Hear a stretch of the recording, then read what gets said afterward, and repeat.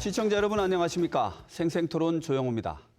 계엄 사태가 대통령 구속으로 이어지며 정치권에 바람잘 날이 없습니다. 이런 가운데 2026년 지방선거도 1년 5개월 앞으로 다가왔습니다. 이런 혼란한 전국을 맞이한 대전, 세종, 충남의 설 민심은 어땠는지, 그리고 충청 정치지형 전망과 정치 쟁점 등을 전문가분들과 함께 얘기 나눠보겠습니다. 나와주신 분 소개해드립니다. 최호택 배재대학교 행정학과 교수 나오셨습니다. 안녕하세요. 새해 복 많이 받으세요. 네, 다음은 이희성 단국대학교 정책경영대학원 교수 시간 내주셨습니다. 안녕하세요. 이희성입니다. 네, 끝으로 권호철 중부대학교 교양학부 교수 함께하셨습니다. 네, 안녕하세요. 네, 먼저 준비된 영상 보신 뒤 본격적인 토론 이어가겠습니다.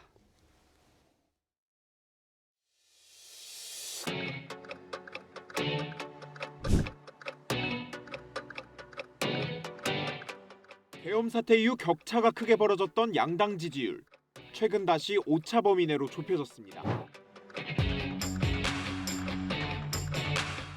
강한 견제의 심리가 있지 않았나 이렇게 생각을 하고, 가짜 뉴스로 인해서 결집이 이루어지는 것을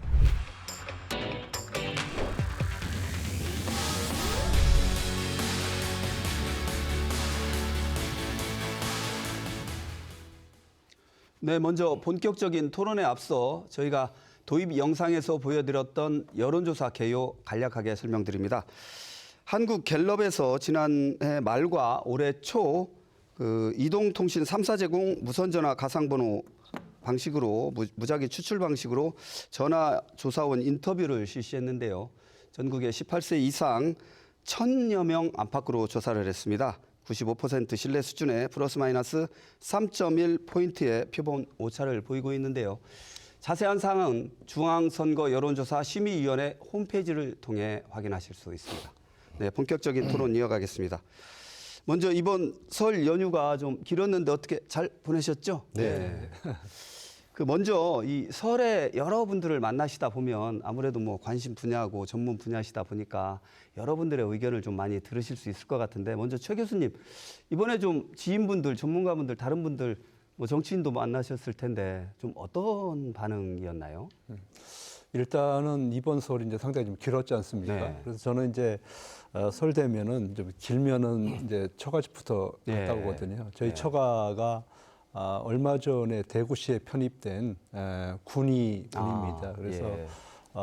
대구 지역하고 경북 지역의 의견들을 좀 들을 수 있는 그런 기회가 있었고, 또 저희 집이 이제 뭐 장수다 보니까 이제 호남 예. 지역이에요. 그래서 호남의 민심도 같이 파악할 수 있는 이번에 기회가 있었습니다. 한 가지 특징이 있다라고 하면, 특히 이제 지난 추석과 비교했을 때 한 가지 네. 특징은, 지난 추석 때는 영남 지역 같은 경우에는 윤석열 대통령에 대한 게 좀 불쌍하다, 안 됐다, 이런 여론이 동정론이 상당히 많았고, 호남 지역 같은 경우에는 이재명 대세론이 이제 굳건하게 뭐 다른 얘기를 붙이지 못할 정도로 이제 심했었는데요. 이번 같은 경우에는 좀 달라진 것 같아요. 그러니까 둘 다 안 된다. 예. 이렇게 해가지고는 답이 없다. 그래서 탄핵이건 내란이건 빨리 좀 정리가 되어서 나라가 좀 안정됐으면 좋겠다. 이런 의견들이 좀 많았던 것 같고요. 또 하나는 너무 살기 힘들다. 네, 그러니까 특히 이제 자영업 하시는 분들, 저희 친구들도 사업하는 친구들이 꽤 많은데 이 친구들 너무 어렵다는 거예요. 그래서 제가 이제 저 학교에 있고 정치평론을 한다고 그러니까 제발 방송 나가면 정치인들 똑바로 정신 차리고 우리 좀 먹고 살기 편하게 좀 만들어줘라, 이런 얘기 좀 하라고 얘기하더라고요. 이제 그만큼 아마 서민 경제가 어렵지 않느냐, 그런 생각을 좀 해보고, 또 중요한 것은 젊은 층들의 생각이 좀 많이 바뀌었다는 거예요. 예전 같으면은 젊은 층들이 정치에 대해서 얘기 별로 안 하더라고요. 저희 집만 하더라고요. 근데 이제 이번에 양가를 하면서 우리 조카들 얘기를 들어보니까 관심이 너무나 많아요. 그리고 예전에는 특히 이제 젊은 층들 같은 경우는 생각이 되게 이제 조금 혁신적이고 진보적인 성향을 가지고 있다라고 한다면, 이번에는 조금 그 방향이, 그러니까 좌보다는 우측으로 좀 가 있는 친구들이 좀 많이 생긴 것 같아서 여론이 좀 많이 변하고 있구나, 이런 생각을 좀 해봤습니다. 예. 또 하나는 이제 예. 마지막으로는 그러니까 지금 현재 체제 가지고는 안 되겠다. 그래서 체제를 바꿔야지만이 지금의 이런 혼란스러운 상황이 다시는 일어나지 않겠다. 그래서 개헌에 대한 얘기도 많이들 하는 걸 제가 들었습니다. 예, 알겠습니다. 좀 자세한 다양하게 좀 목소리를 들으신 것 같은데 이희성 교수님 좀 어떠세요? 좀 다른 시각이 좀 있을까요? 지금 불확실성이 계속되고 있지 않습니까? 저한테 가장 많이 물어보는 게 이게 언제쯤 끝날 것 같냐. 예, 그런 얘기를 가장 많이 물어보시고 또 궁금해하시고 아무래도 이제 이러한 불확실성이라든가 전체적으로 지금 국가 국정에 대한 혼란이 커짐으로 인해 가지고 말씀하신 대로 민생이라든가 경제에 상당히 부담을 주고 있지 않습니까? 그런 부분에 관심이 많으시면서 덧붙여서 하시는 말씀이 대통령이 왜 자꾸 저러냐. 이제 이쯤 되면은 이제는 국민들이 무엇을 원하는지 좀 알고 또 그 부분에 대해서 정치 지도자로서 또 대한민국 이끌어갔던 대통령으로서 어느 정도는 자숙하거나 또 인정하는 모습을 보여줬으면 좋겠는데 탄핵 심판이 생중계되는 내내 모든 것들 다 부정하고 있지 않습니까? 헌재 질서도 부정을 하고 특히 본인이 저질렀던 계엄조차도 합리화하는 모습들을 보면서 상당히 분통을 터뜨리는 모습들을 많이 볼 수가 있었고요. 그런 한편으로는 좀 민주당도 잘했으면 좋겠다. 이런 좀 주문들도 있었습니다. 아무튼 지금 현재 그 가장 큰 것은 이러한 어떤 정치 현황보다도 이것들이 빨리 해소되고 먹고 사는 문제, 민생과 경제에 대한 부분들 빨리 좀 안정되고 자리 잡았으면 좋겠다. 이런 이야기를 가장 많이 들었던 것 같습니다. 예. 우리 권호철 교수님께서도 뭐 비슷하실 것 같아요. 시각은 또 다른 얘기가 있으실까요? 비슷한 생각을 앞에서 두 분이 다 얘기하셔서 제가 무슨 얘기를 해야 될지 지금 바로 드는 생각이요. 예.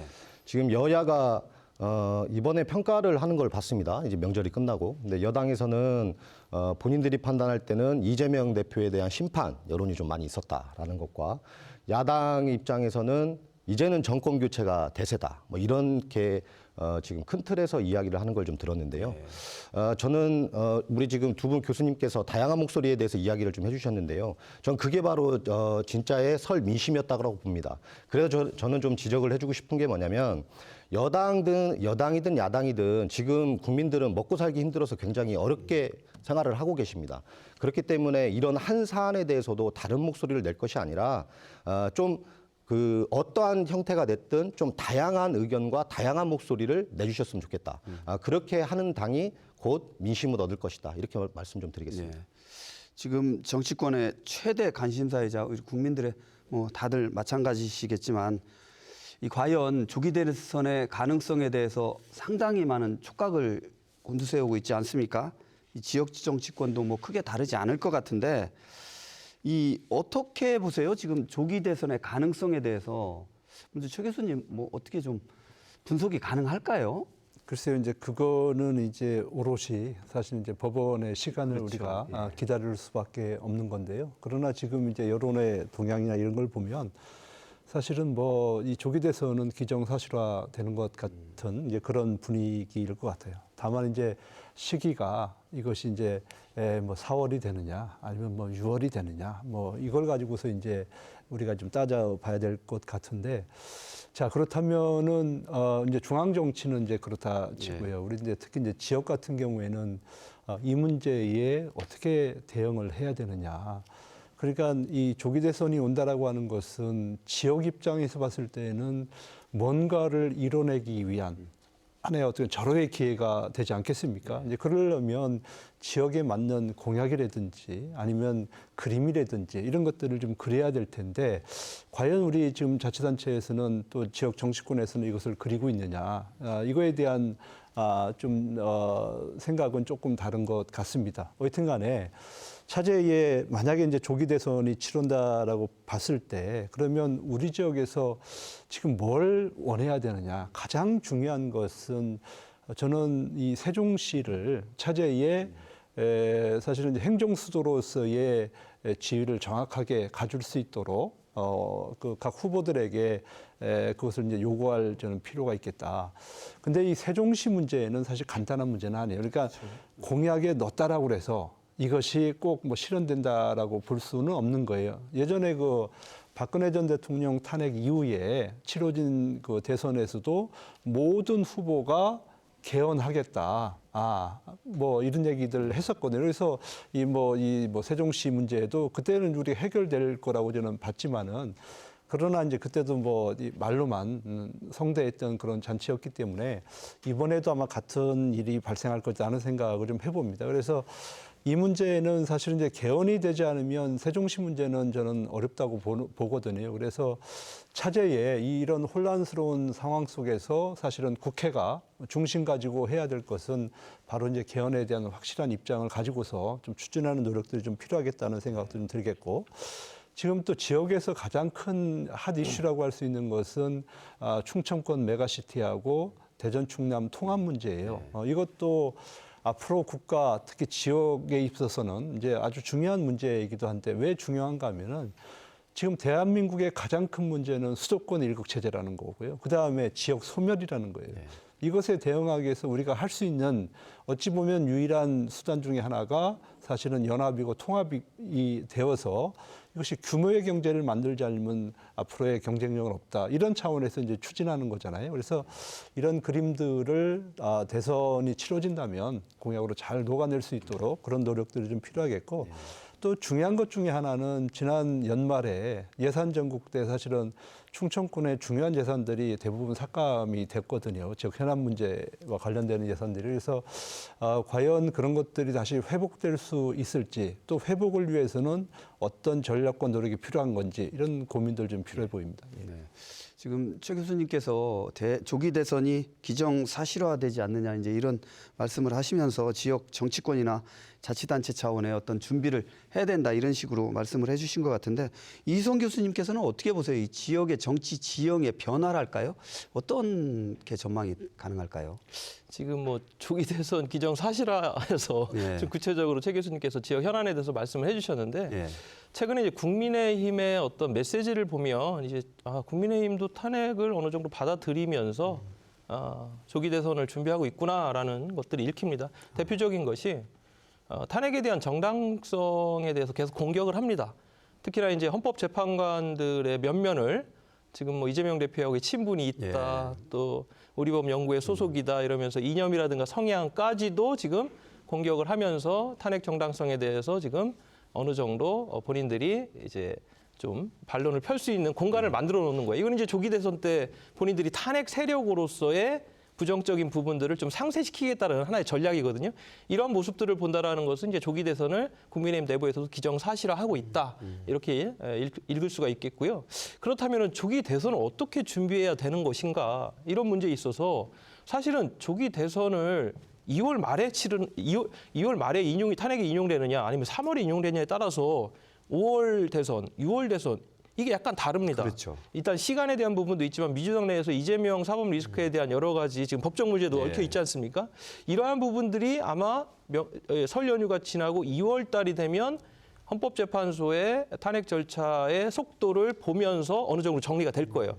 그렇게 된다라고 하면 제가 볼 때는 2월 말에서 3월 초쯤에는 양당 모두가 이제 탄핵에 대한 부분들을 확실히 인정을 하면서 조기 대선 체제로 갈 것이다. 이때 이제 말씀하신 대로 우리 지역의 정치인들이 어떻게 조기 대선 체제에서의 역할들을 하느냐, 이것이 저는 먼저 중요하다 이렇게 생각을 합니다. 지금 이희성 교수님께서 2월 말 3월 초 이렇게 말씀을 해주셨는데, 당장 내일이 2월입니다. 시간이 바로바로 이제 시계가 빠르게 흘러가고 있거든요. 권 교수님 좀 어떻게 보십니까? 이렇게 시간이 지금 급박하게 흘러가고 있고 정치권에서도 여러 가지 사항을 준비하고 있는 것 같은데, 여러 가지 정치 지형 어떻게 전망하고 계세요? 우선은 대통령 구속은 거의 구속수사는 예상됐던 일이고요. 지금 상황에서 아마 가능성인데 4월 18일 헌법재판관들이 결론이 생기기 전까지는 아마 헌법재판관 탄핵 인용 여부가 결정이 될 겁니다. 그러면 아마 이제 60일 이내로 대선을 치러야 된다고 하면 6월 정도로 예상을 할 수는 있을 것 같은데요. 근데 중요한 게 그 가운데서 지금 이건 결국은 시간 싸움인데 결국은 이재명 대표의 2심 재판이 언제 나오느냐가 중요할 겁니다. 만약 조기 대선으로 들어간다고 하면요. 그러면 지금 2월 2월 26일인가요? 그때 예. 결심 공판을 이재명 대표에 대한 선거법 재판을 하기로 돼 있습니다. 그럼 아마 3월 중순 정도에는 나올 확률이 굉장히 높습니다. 그러면 만일에 3월 중순 정도에 이재명 대표의 2심 결과가 나온다고 하면 아마 유무죄 결론에 따라서 뭐 무죄면 뭐 당연히 뭐 말할 것도 없겠지만 유죄가 나온다고 가정을 한다면 아마 굉장히 이재명의 시간이 올 확률이 굉장히 높아집니다. 네. 그리고 또 이와 더불어 지금 지역 정치권의 좀 상황을 좀 가늠자를 좀 볼 수 있는 게 저는 뭐라고 보냐면요. 결국은 지금 이미 이제 보궐선거, 아산시장 보궐선거가 있습니다. 예. 거기에 지금 후보들은 다 결정이 됐습니다. 네, 그렇죠. 그리고 4.3 선거거든요. 4월 3일 선거이기 때문에 그 정도 아니면 그 결과를 보면 충청도의 정치 지형도 살펴볼 수 있고 그리고 대선의 흐름도 지켜볼 수 있다고 저는 보고 있습니다. 예, 알겠습니다. 지금 여러 가지 가능성과 변수가 다양하게 혼재를 하기 때문에 좀 혼란스러운 상황이 계속 이어지고 있는데요. 아까 저희가 도입 영상에서 보여드렸듯이 정당 지지율의 차이가 뭐 계속 좁혀지고 있고 뭐 오차 범위 내에서 지금 국민의힘과 민주당이 접전을 벌이고 있는 상황이거든요. 그렇다면 과연 이제 시계가 계속 흘러가면 이 양당의 지지율에 대해서도 많은 관심이 있을 것 같아요. 최 교수님 어떻게 보십니까? 이 지지율의 변화가 계속 이어질지 아니면 벌어질 수 있을지 좀 분석이 가능할까요? 조금 전에 그 도입 영상에서 우리가 지지율 변화를 봤지 않습니까? 그러니까 계엄 선포 이전하고 이후하고는 많은 이제 차이가 있는데 우리가 이제 상식적으로 놓고 봤을 때는 계엄이 부당하다고 생각을 하고 또 국민들이 그렇게 인식을 한다라고 한다면 사실은 윤석열 대통령에 대한 지지율이나 또 국민의힘에 대한 지지율이 상당히 좀 낮아져야 되는데 오히려 지금 이제 반등을 하고 있고 어떤 여론조사 결과는 또 역전했다는 그런 여론 결과도 우리가 보지 않습니까? 그렇기 때문에 참 이 여론이라고 하는 것, 정치라고 하는 것은 참 생물이다. 이제 그런 생각을 해보는데요. 근데 앞으로의 전망을 놓고 봤을 때 저는 이제 관건은 이제 탄핵이 인용되느냐 안 되느냐 그 문제도 저는 중요할 것 같지만 더 중요한 것은 아까 우리 권호철 교수 얘기한 대로 사실은 이재명 대표의 2심 재판이지 않습니까? 이것이 이제 중요한 저는 이제 앞으로의 변수가 될 것이다. 그래서 만약에 이것이 1심과 똑같은 1년 실형에 2년 집행유예가 똑같이 선고가 된다라고 한다면 아마 이 민주당에 대한 또 특히 이제 이재명 대표에 대한 아마 지지는 상당히 좀 이제 낮아질 가능성이 있고 오히려 이제 국민의힘의 지지율이 더 높게 나타날 가능성이 충분히 있다. 그렇지만 이제 반대의 상황이 오게 된다라고 한다면 정말로 저도 뭐 두 분 말씀처럼 이재명의 시간이 바로 올 것이다. 그런 생각을 하고 앞으로의 여론의 구도라고 하는 것은 사실은 재역전을 통해서 아마 민주당 추세로 계속 갈 것이 아닌가 하는 생각을 좀 해보고 있습니다. 지금 이제 이런 차원에서 사실 국힘 같은 경우에는 이제 할 수 있는 것이 뭐냐면 지금 이제 사법 체계에 대한 문제점을 계속 지적할 수밖에 없는 거예요. 지금 이제 그리고 또 하나는 이 탄핵의 부당성을 강조할 수밖에 없는 이제 그런 상황이 전개가 될 것 같고 그래서 지금 지금 헌법재판소에 개개인을 들먹이면서 이 사람은 우리 법 소속이니 어디니 이런 얘기 하고 있지 않습니까? 그게 다 이제 여론을 얻기 위한 하나의 전략일 수 있을 것 같고. 근데 민주당 입장에서는 사실 이제 국민들의 피로감이나 이런 것들이 상당히 크기 때문에 아마 탄핵이나 그런 것을 다시 쓰기보다는 이제 민생에 대한 이제 그런 고민하는 모습을 좀 보여줄 것 같고 또 이제 특히 당내에서는 지금 이제 친명계하고 비명계 간의 갈등이 암묵적으로 있는 거 아니겠어요? 그래서 이것을 어떻게 화합할 것인가 이 부분에 대한 고민들이 아마 민주당에 있지 않을까 싶습니다. 먼저 권호철 교수님께서 이재명 대표의 사법 리스크를 말씀을 해주셨잖아요. 네. 이런 어떤 사법 리스크 각 당에서 이제 아전인수격으로 해석을 할 수도 있는데 어떻게 보십니까? 이 정당의 지지율의 변화 좀 예측이 가능할까요? 저는 사실 여론조사는 말 그대로 숫자보다는 추이가 중요한 건 이제 많은 분들께서 알고 계실 겁니다. 지금 말씀대로 지금 여론조사가 다양하게 쏟아지고 있는데 거의 보면 오차 범위 내에서 접전하고 있다고 보는 게 맞을 것 같습니다. 그리고 민주당이 하락세 있는 것도 맞는 것 같고요. 그래서 저는 그 추이를 좀 중요시 봐야 된다는 말씀을 드리면서 근데 이 현상이 저는 왜 일어난다고 보냐면요. 지금 민주당은 제가 보기로는 이게 위험할 수도 있는데 한 사람만을 위한 결집이 되고 있고 그러니까 한 사람만을 위한 결집대, 지금 보수 지지층에서는 지금 이 계엄 사태와 내란 문제로 지금 보수층이 결집하고 있는 것도 사실입니다. 그렇기 때문에 한 사람만을 위한 결집대, 보수에 의한 결집이기 때문에 지금 이 싸움이 일어나고 있다고 저는 보고 있고요. 그리고 민주당에서는 지금 이런 숫자를 가지고 지금 과표집이다 이런 말씀을 좀 하시는 게 있는데, 제 생각에는 과표집이라는 것은 지금 성별과 연령 이런 거에 대해서가 더 모집이 돼 있다는 과표집이라는 말씀을 드릴 수 있는 게 맞겠지만, 지금 거의 보면 이제 성향 부분에 대해서 보수와 진보와 뭐 이런 중도 같은 이런 주관적인 상황에서는 과표집을 이야기할 수 없다라고 저는 생각하고 있고요. 그래서 저는 이 야당이, 특히 야당이 지금 이런 부분에 대해서 조급해할 필요가 없다. 그리고 지금 야당이 이렇게 지금 하락세를 하고 있는 것은 쉽게 얘기해서 과표집이 아니라 본인들의 지지층에 대한 흡수를 못하고 있다라고 저는 보고 있습니다. 그래서 조금 느긋하게 그리고 조급하게 생각하지 않으면서 민생을 챙기는 정당이 민심을 잡을 것이다. 그래서 그 말씀을 드렸던 네, 겁니다. 알겠습니다. 우리 이희성 교수님께서는 어떻게 보십니까? 이 정당 지지율의 전망. 앞서 얘기한 이재명 사법 리스크인지 그게 일정한 무슨 좀 그 명사처럼 돼버렸는데 네. 그 본질은 윤석열 대통령이 검찰을 이용한 정적 죽이기 프로젝트예요. 그 본질이 그런 겁니다. 그러한 부분들에 대해서 지금 이재명 사법 리스크가 지금까지도 뭐 계속 회자되고 있는데 네. 아마 이제 이러한 어떤 정국이 바뀐 시기에 2심 재판부가 합리적 판단을 할 걸로 저는 생각이 들고요. 아무튼 지지율 추이는 그렇습니다. 지금 현재 윤석열이라는 절대 권력자가 사라진 이 상황에서 다음 정권에 대한 부분들, 이 부분들이 지금 양측의 지지층을 완전히 결집시킨 그런 양상으로 가고 있는 거예요.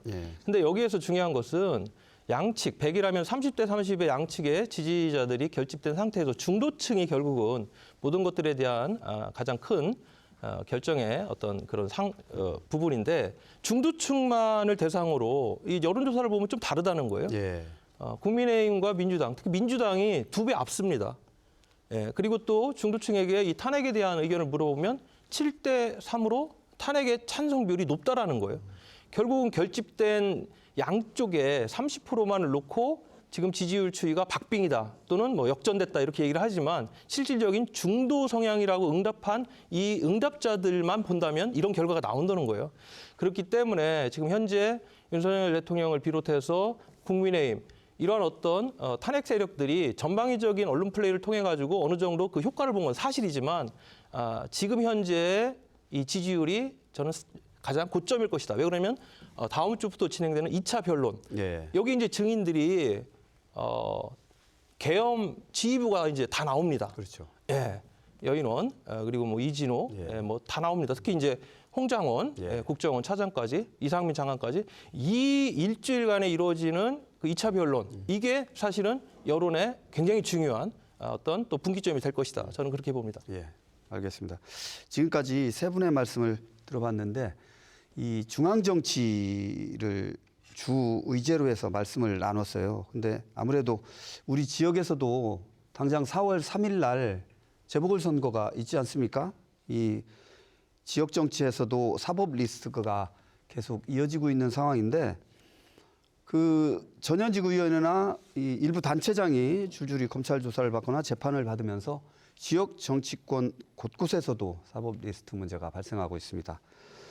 그 이제 재보궐 선거가 확정된 것도 있고요. 뭐 그렇지 않습니까? 어떻게 보세요? 이 지역의 정치를 얘기 안 할 수가 없는데, 지역의 정치가 이 중앙 정치하고 같이 맞물리면서 어떤 흐름이 생길 것 같은데요. 어떻게 보십니까, 최 교수님? 예, 흐름이 생길 수도 있고 아니면 충청권이 그 흐름을 리드할 수도 있는 거고요. 항상 그래왔듯이 사실 이제 충청권이 모든 선거에 어떻게 보면 캐스팅 보트 역할을 해왔기 그렇죠. 때문에 저는 그런 말씀을 드리는 거고요.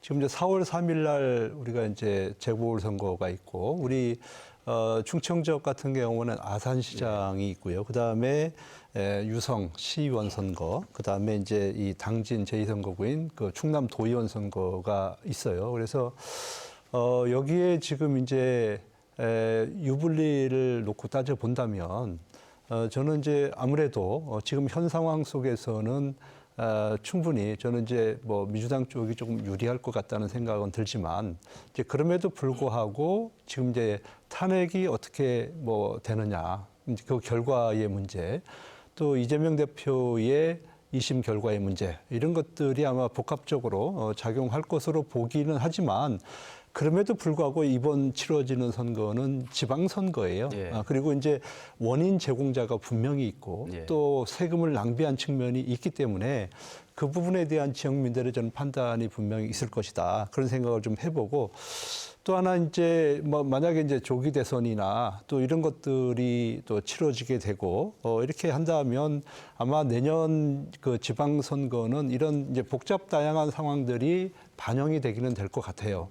이제 그럼에도 불구하고 저는 이제 한 가지 말씀드리고 싶은 것은 많은 사람들이 대선과 지방선거의 결과는 같이 갈 것이다. 뭐 이런 얘기들을 하시거든요.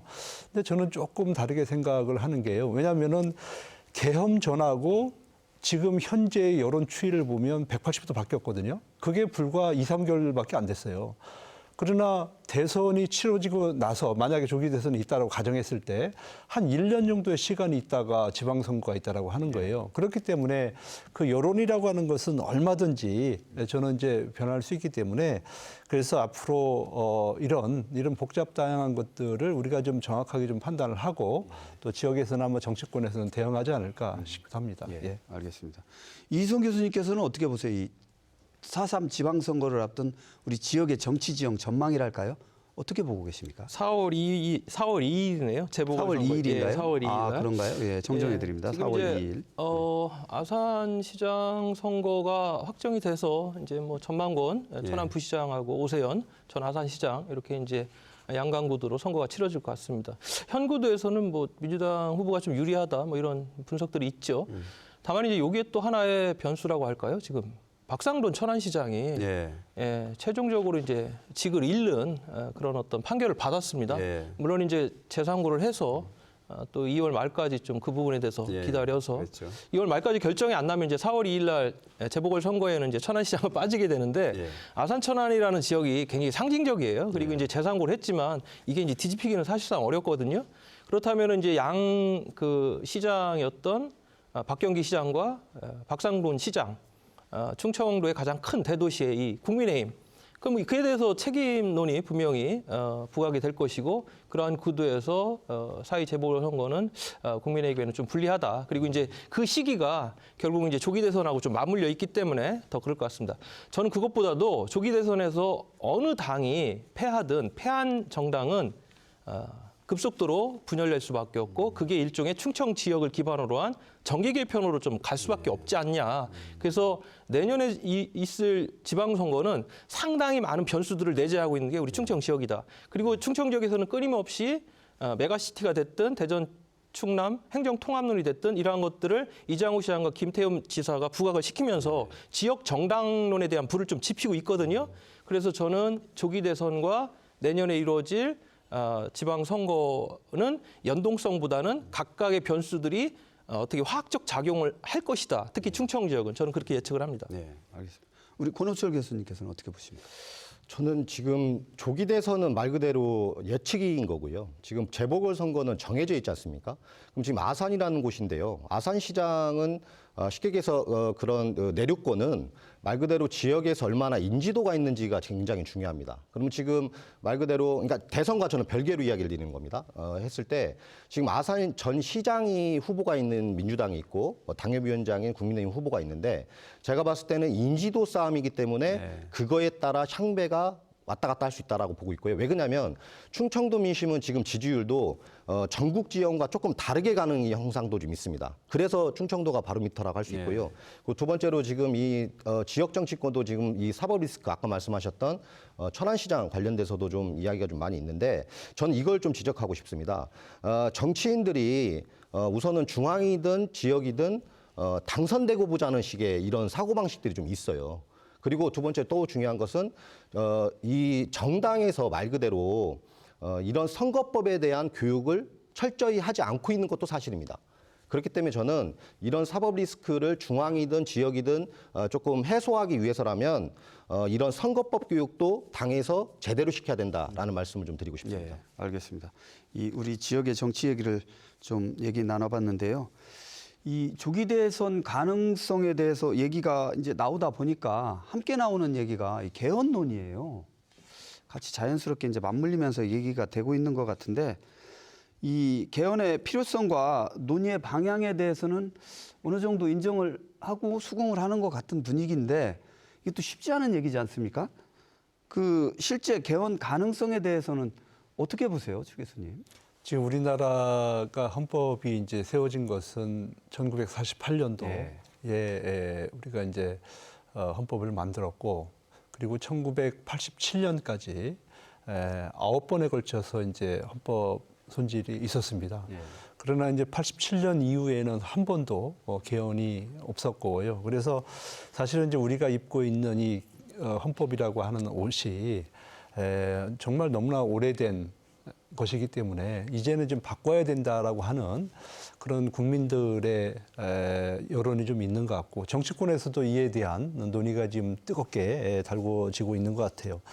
그리고 이제 사실은 이 개헌 문제는 그동안에 이제 계속 뭐 대선이 있고 또 대통령들마다 주장을 했던 것이 사실이에요. 예를 들자면 1990년에 이때 이제 노태우, 김영삼, 김종필 3당 연합 합당을 하지 않았습니까? 이때 이제 의원 내각제에 대한 개헌이 논의가 좀 있었고요. 그다음에 1987년도에는 DJP 연합 이때도 이제 의원 내각제에 대한 대두가 좀 됐었던 것이 사실입니다. 또 2007년도에 참여정부 때도 이 원포인트 개헌을 해서 대통령 중임제로 가는 것을 사실은 이제 좀 논의가 되었던 것이 있고 그래서 그동안에 이제 많이 논의가 되었지만 그러나 이제 이 논의가 결국에는 대선이 가까워지면서 사실은 이제 그것이 묻혔던 것이 사실이에요. 왜냐하면은 이 대선에 이미 출마하신 분들은 본인이 된다라고 생각을 하거든요. 본인이 되면 지금의 대통령제라고 하는 것은 아주 제왕적 모든 것을 다 가져갈 수 있는데 그것을 포기하겠습니까? 저는 지금도 마찬가지라고 저는 생각을 해요. 지금 대선에서 조금 불리하다고 볼 수 있는 국민의 입장에서는 개헌해야 된다. 그렇게 얘기를 하고 있는 거고요. 민주당 입장에서는 이대로 해서 만약에 조기 대선이 치러진다고 보면 이재명 대통령 되는 건 시간 문제다 이렇게 판단을 하는데 왜 전선을 흐트려 가지고서 그 대선 가도를 막으려고 하느냐. 그러니까 민주당에서는 아예 속으로는 원할지는 모르지만 얘기를 아무도 못 꺼내는 거예요. 지금 이제 그런 상황이기 때문에 그렇지만 저는 차제에 개헌을 하지 않으면 지금과 같은 혼란은 반드시 재현될 것이다. 그것이 그 주기라고 하는 것은 짧아지면 짧아졌지 길어지진 않을 것이다. 그렇기 때문에 저는 개헌은 반드시 저는 해야 된다라고 생각을 하고요. 자, 그러면 개헌을 할 때는 어떻게 방향성을 잡아야 되느냐? 저는 크게 세 가지로 저는 논의가 돼야 된다. 첫 번째는 권력 구조에 대한 개편 얘기가 반드시 들어가야 돼요. 그래서 지금의 대통령 단임 5년 단임제는 너무나 위험이 커요. 왜냐하면 대통령이 되고 나서 우리가 전직 대통령들 봐왔지만은 길어야 2년, 3년. 그 다음부터는 레임덕 현상 때문에 아무것도 할 수 없는 구조로 돼버려요. 그리고 지금 만약에 거기에다가 여소야다가 돼버리잖아요. 대통령이 할 수 있는 게 아무것도 없어요. 그게 이제 계속적으로 반복이 되고 있기 때문에 이 권력 구조에 대한 개편은 반드시 이루어져야 되는데 방법은 세 가지가 있습니다. 하나는 지금 미국과 같이 대통령 중임제, 4년 중임제를 할 것이냐, 아니면 영국과 같이 의원 내각제로 갈 것이냐, 아니면 뭐 독일이나 이런 나라 같이 또 뭡니까 또 다른 형태의 지금 생각은 안 납니다만은 또 다른 이원 집정부제로 가야 될 것이냐. 이제 이거에 대한 우리가 사실 연구가 많이 되어 있어요. 그렇기 때문에 우리가 마음만 먹으면 쉽게 할 수 있어. 그런 노력이 좀 필요할 것 같고 더 중요한 것은 사실은 이번에 이런 혼란스러운 상황 속에서도 대한민국이 그나마 안정적으로 갈 수 있는 것은 저는 지방자치의 힘이다. 그래서 지금도 권한이 적은데도 불구하고 지방자치가 이 정도 역할을 하는데 만약에 미국처럼 미국 연방제 국가처럼 대통령은 외교와 국방만 관여를 하고 모든 것이 지방 분권을 통해서 지방이 관여를 한다라고 한다면 훨씬 더 안정적인 구조로 가지 않겠습니까? 그래서 우리 헌법에 지방 분권형 개헌을 반드시 넣어야 된다는 생각을 좀 가지고 있고요.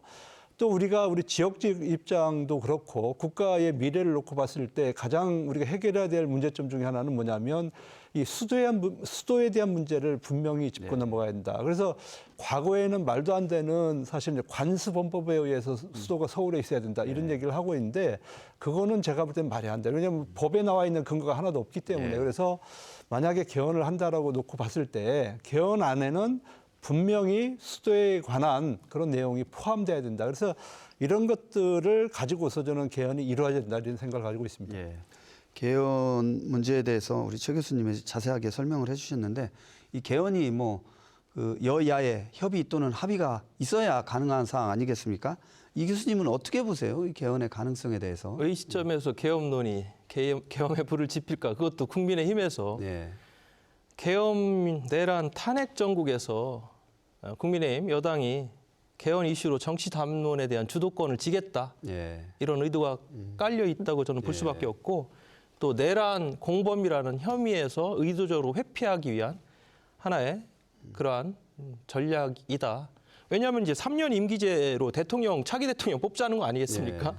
3년 뽑고 내년 다음 총선에서 이제 동기화 시키겠다는 건데 이걸 누가 받아줍니까? 지금 현재 상황에서. 근데 이제 엊그저께 개헌 특위도 발족을 시켰더라고요. 그렇죠. 예, 결국은 이제 이슈를 전환시키기 위한 하나의 꼼수라고밖에 볼 수가 없고 당연히 안 되잖아요. 예. 더군다나 190석에 넘는 야당이 지금 거기에서 전혀 동의하지 않는 상황에서 그런 부분에서 이제 예전에 이제 민주당 내에서 개헌에 대한 이야기가 계속 오갔기 때문에 그걸 좀 압박하는 형태. 어느 정도 여론을 이렇게 여론의 주도권을 갖고 전국의 어떤 방향을 이끌어가는데 조금의 흔한 말로 약발은 먹힐 것이다. 그러나 실현은 거의 불가능하다. 만약에 개헌을 진정성 있게 하려면 이 시점이 아니죠. 차기 정부가 출범한 이후에 바로 여야가 합의해서 개헌에 대한 어떤 테이블을 만들고 그리고 말씀하신 여러 가지 권력구조 개편에 대한 여러 안이 있지 않습니까? 지금 국민의힘이 얘기하는 것은 중임제예요, 대통령. 아니 대통령이 재앙적 대통령제에 대해서 문제가 있다라고 했으면서 왜 대통령제 중임만 내세우면서 3년 대통령만 해라 이렇게 합니까? 의원 집정도 있고 의원 내각제도 있는데 예, 이런 부분에 대해서 지금은 전혀 현실 가능성이 없고 이거는 일종의 국민의힘의 어떤 정치적 꼼수다 이렇게밖에 볼 수가 없습니다. 이 교수님께서는 어떤 여당의 국면 전환용으로 뭐 이렇게 생각을 한다는 말씀을 하신 것 같은데 권 교수님께서는 어떻게 생각하세요? 이 조기 대선 가능성에 따른 개헌 논의 좀 긍정적으로 보십니까? 어떻게 보십니까? 우선 두 분 교수님께서 앞에서 말씀을 하시니까 제가 사실 뭐 드릴 말씀이 없는데 제가 정리를 좀 해드리겠습니다. 네. 간단하게. 개헌 논의는 필요한 시기가 있습니다. 그러니까 쉽게 얘기해서 지금 개헌에 대한 필요성은 국민 대부분이 찬성을 거의 하고 계십니다. 근데 이 개헌을 하려면 필요한 것이요. 바로 개헌의 적절한 시기입니다.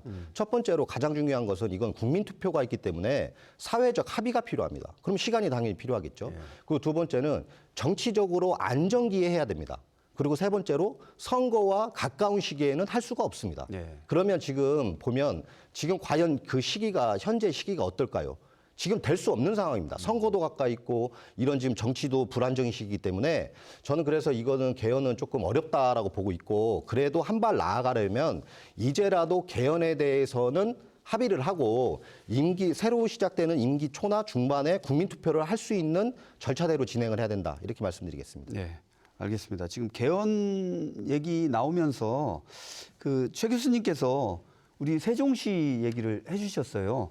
그 시간 관계상 세 분께 이 개헌에 따른 행정수도 이전, 세종시를 과연 행정수도로 이렇게 계속 이제 정착을 시켜야 될 텐데 어떻게 보시는지 짧게 좀 부탁드리겠습니다. 예, 지금 사실은 이제 탄핵이 만약에 인용이 되면 조기 대선이 치러지고 새로운 이제 대통령이 선출이 되지 않습니까? 그러면 과연 이분이 이제 어디로 가야 될 것이냐?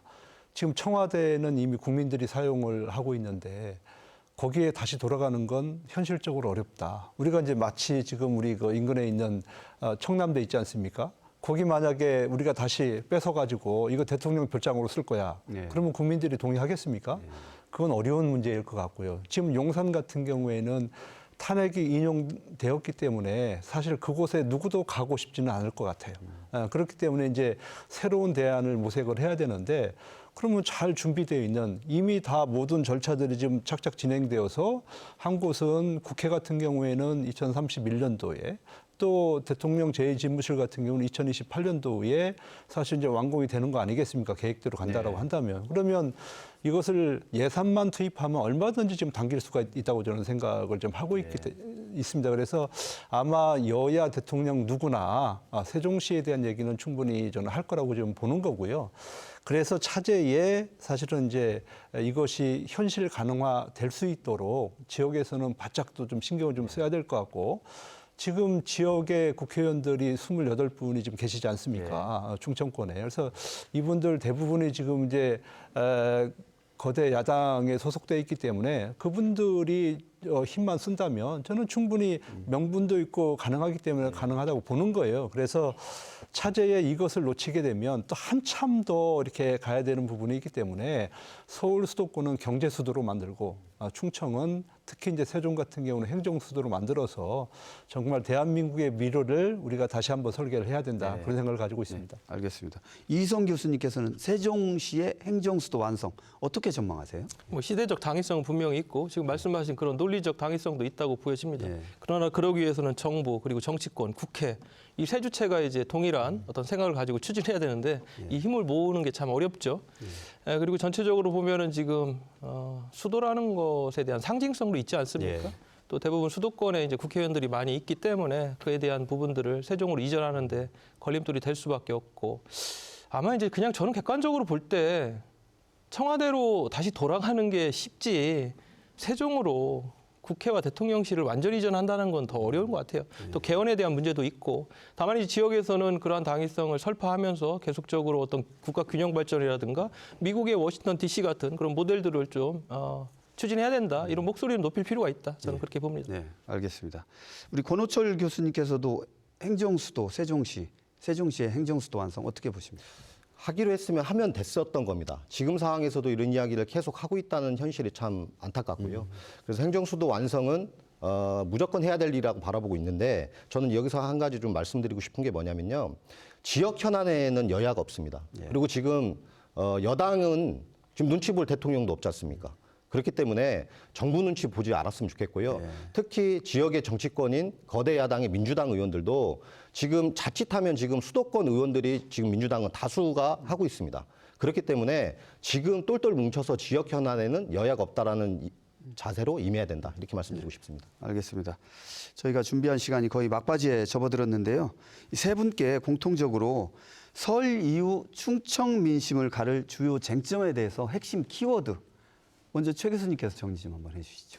예, 저는 지금 대전 충남 통합 문제가 지역의 미래를 선도할 수 있는 아주 중요한 이슈다. 저는 그렇게 보고 있습니다. 그래서 이것은 뭐 누구를 위한 그런 아마 정책은 아닐 거예요. 국가의 미래 그리고 지역의 미래를 위한 것이기 때문에 정말 지역에서도 잘 준비하고 특히 만약에 조기 대선이 치러진다면 여기에 필요한 것들이 사실은 이제 우리가 국회의 특별법을 만드는 거거든요. 그래서 이런 것들을 잘 녹여 넣어서 대한민국을 선도할 수 있는 그런 좀 작품을 우리 충청권이 만들었으면 좋겠다는 생각을 가지고 있습니다. 네, 알겠습니다. 이희성 교수님께서는 설 이후에 어떤 우리 민심을 가를 뭐 주요 쟁점이랄까요? 어떻게 보고 계십니까? 저는 2월 국회를 주목해야 된다 이렇게 봅니다. 2월 국회는 결국은 추경 가장 긴급한 1차 추경이 논의되는 자리입니다.